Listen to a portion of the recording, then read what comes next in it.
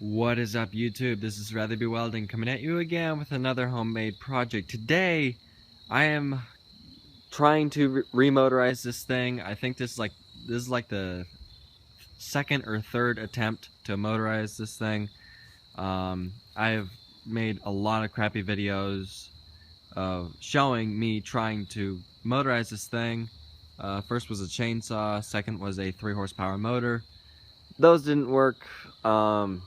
I'm going to attempt yet again to motorize it, but this time I'm going to use a real moped or scooter motor.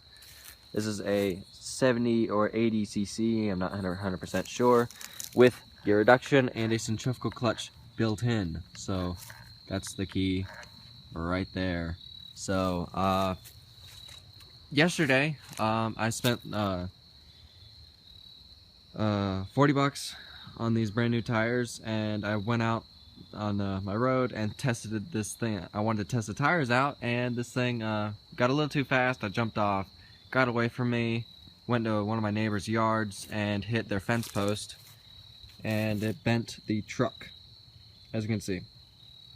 So I'm gonna have to fix that or do something about it to fix it. So yeah, so it's totally bent, and so I gotta fix that. And yeah, like I said, I've made a bunch of videos, really crappy videos of me trying to motorize this thing.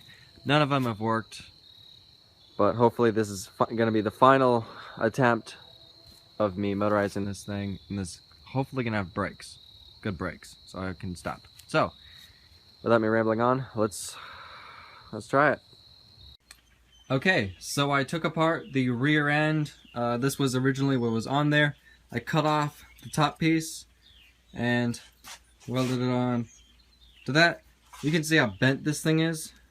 Look at that. So, go away. Jake, go away. Go back home. Go home. Stupid dog. I think it's getting loose. But anyway, so, took that off. That's gone. Welded this crazy thing, so it tilts back and forth. The axle spins freely. I'm making this thing a posi, or I think it's called posi, I'm not entirely sure. Because it's cooler, it's going to be easier to put on brakes and sprockets on this thing, instead of just, you know, motorizing one tire and then have a brake on the other tire. That, you know, that, I don't know. I could do that, but it'd be easier to do it like this. So I did it like this. As you can see, there's a crack right there. Gotta fix it. Originally, I wanted to use these tires, and for at Northern Tool for like $17. They're just like normal skateboard tires, and just like these normal skateboard tires. I just actually bought this thing today. So I originally wanted to use these, but they have a really bad wobble to them.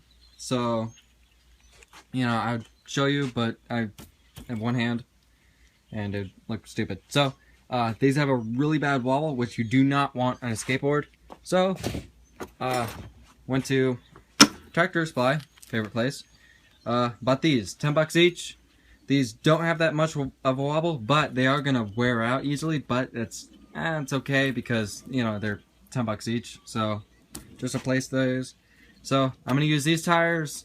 They are cheap, they are crappy, but I can't afford the normal $50 ones because I am broke. So, anyway, brake is gonna be this thing.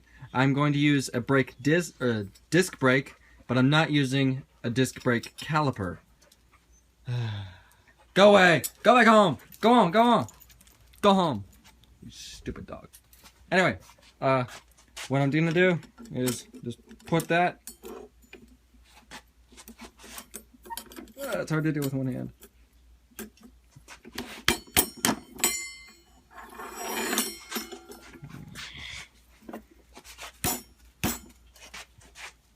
God, I don't like that dog. Hang on. There we go. Okay. Sorry about that. So, put that on and bolt this thing on just like that.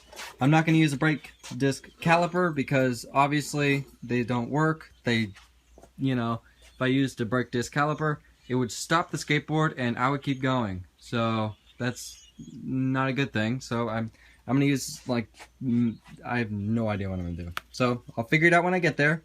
And originally, what I wanted to do was, because this is a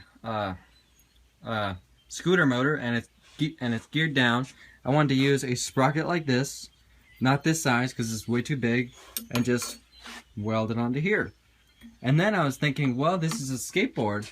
I'm gonna want to coast down a hill. I don't want the motor slowing it down when I want to go faster. So I originally had an idea of taking a bearing and then putting the bearing onto here and then welding the sprocket onto the bearing and then making like some kind of little clicker thing so that this thing would spin one way but lock in the other direction, therefore spinning this. And then I had an idea, why don't I just take a regular bicycle, 7-speed, 1, 2, 3, 4, 5, 6, 7-speed thing, and just put it on here. Again, I'm using one hand, so this is kind of hard. Alright, there we go. There we go. And just putting it on here, welding it, so it spins one way, but it locks in the other direction, therefore making this thing spin.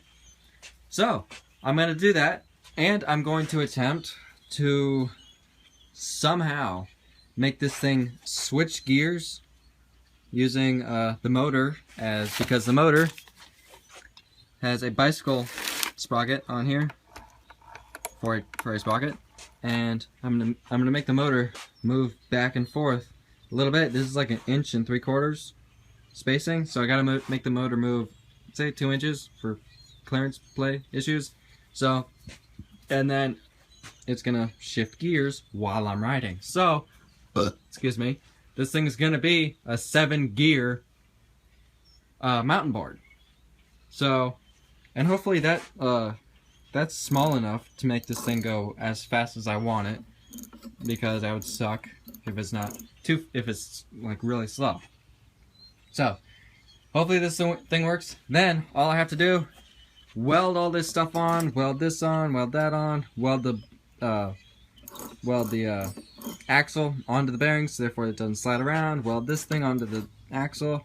Then I gotta take this thing, cut this round thing off, and then make some kind of little plate that I can slide onto here, weld onto it, and then bolt that plate, bolt the tire onto the plate. So I gotta do that, and I gotta make it perfectly true, because it's, you know, I don't want any kind of wobble, so that's gonna be the hardest part.